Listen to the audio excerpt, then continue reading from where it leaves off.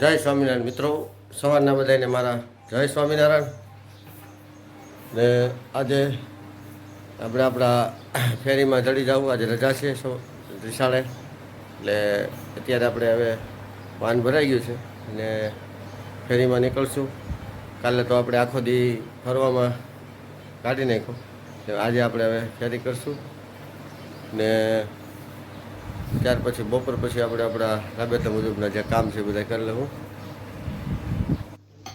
ચાલો મિત્રો, આજે આપણે કોઈ દી ન બનાવી એવી વસ્તુની આજે ફેલ કરી છે.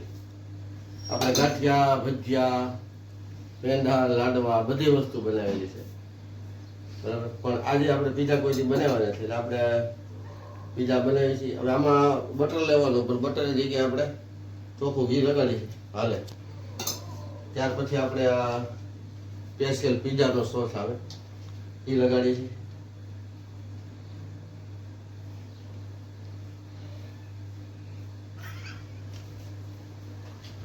આ રીતે સોસ લગાડી આંગળી મારી દેવાની છે.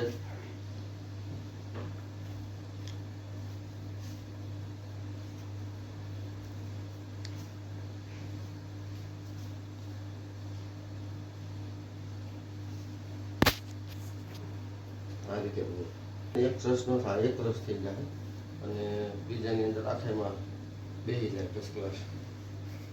હવે આપણે આની ઉપર ચીઝ વાપરશું.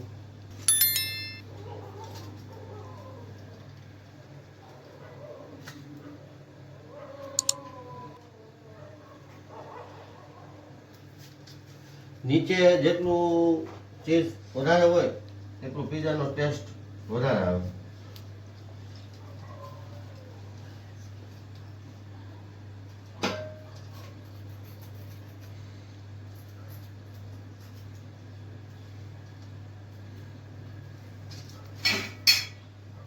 ત્યાર પછી આ રીતે આપણે અત્યારે ટમેટા, ડુંગળી, મરચાંનું જ ખાલી ગોઠવણી કરી. પછી આની અંદર આપણે ડોડાને એવું બધી વસ્તુ વાપરી, જે રીતે આપણે બનાવવું એ રીતે બનાવી. અને અત્યારે આપણે આ બધી વસ્તુ હાજર છે એ પ્રમાણે આપણે બનાવ્યું છે.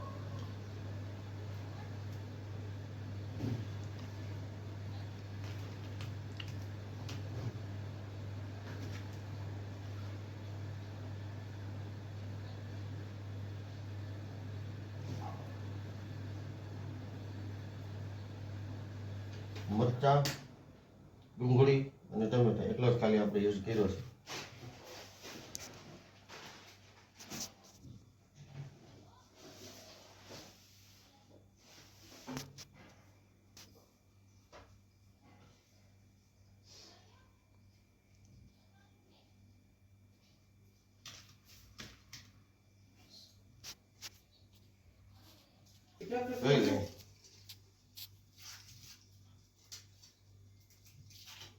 આ બધું થઈ ગયું.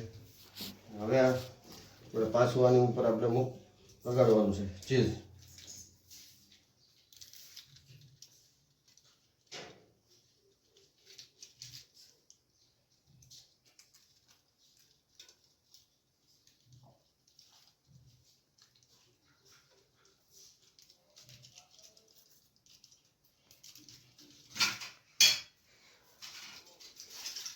બનાવી છે, બપોરે બનાવ્યા હતા ને અત્યારે પણ રાત્રે પાછા બનાવી છે.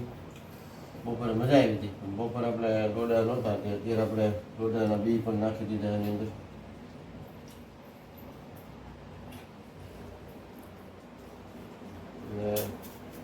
એ પીઝા કમ્પ્લીટ થઈ ગયું છે. હવે આપણે આને ઓવનની અંદર મૂકી દઈએ. લગભગ 15 મિનિટ થાય. 15 મિનિટ પછી કમ્પ્લીટ થઈ જાય પાછો તમને પીઝા હું બતાવીશ. ચાલો મિત્રો, આ આપણું છે નાનું નાજુકડું પીઝા. હવે આપણે આની અંદર પીઝા મૂકી દીધું ને આ બારી કરી દીધી બંધ. ને હવે આપણે એને ઓન કરશું. 20 મિનિટ આપણે મૂકી દીધું છે. 20 મિનિટ થાય એટલે આ તરત ઓટોમેટિક બંધ થઈ જાય, ટક થઈ અને બંધ થઈ જાય.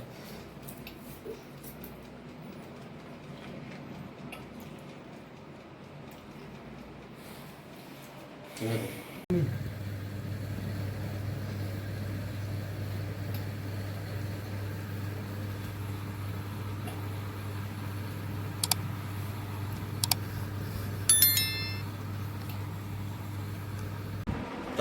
પીઝા થઈ ગયો આપણો કમ્પ્લીટ.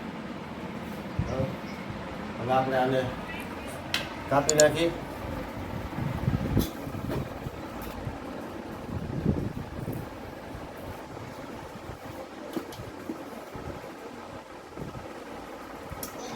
પીઝાનો હેપી બર્થડે કરી છે.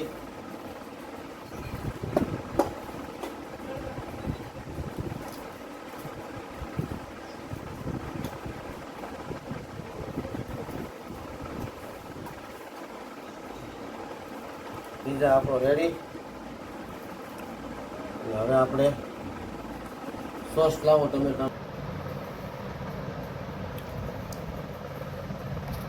પીઝા આપણું કમ્પ્લીટ છે. હવે આપણે